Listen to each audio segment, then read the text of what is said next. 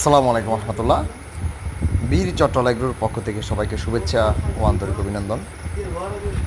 আলহামদুলিল্লাহ, সিজন 26 শুরু হয়ে গেল।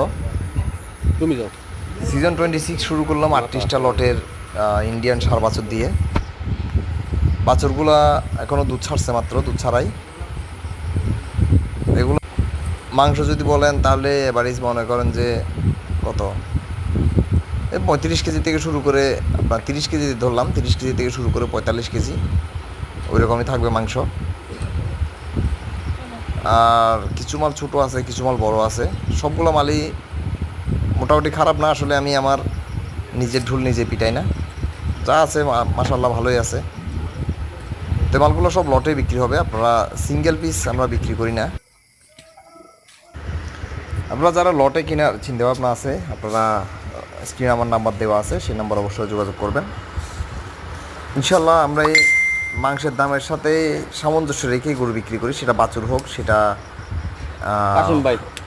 বড় হোক বা ছোটো হোক, সেটা উলবাড়ি হোক, সেটা কঙ্করাস হোক, সেটা শিব্বি হোক বা গির হোক, যাই হোক মাংসের সাথে সামঞ্জস্য রাখতে হবে। কেন মাংসের সাথে সামঞ্জস্য রাখতে হবে? আগের সেই দিন নেই যেখানে 10 লাখ 12 লাখ টাকা শিব্বি বা কঙ্করাস বিক্রি হতো, এখন সেই দিনটা এখন অবশ্য নেই। যে দিন যখন যেটা যেরকম যায় তখন সেরকমই ব্যবসা করতে হয়। তো এখন মাংসের দামের সাথে সামঞ্জস্য রেখে আসলে মাল কিনতে হচ্ছে এবং মাল বেচতে হচ্ছে।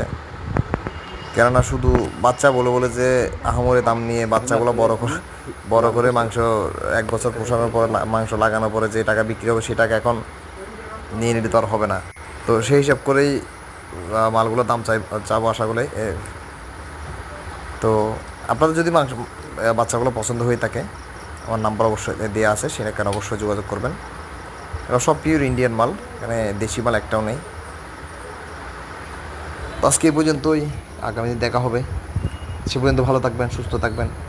অবশ্যই বীর চট্টলা এগ্রোর সাথে থাকবেন। আপনি যদি আমার ফেসবুক পেজ বীর চট্টলা এগ্রো অথবা রাশিদ কোম্পানি থেকে দেখে থাকেন, চ্যানেলটি ফলো করবেন।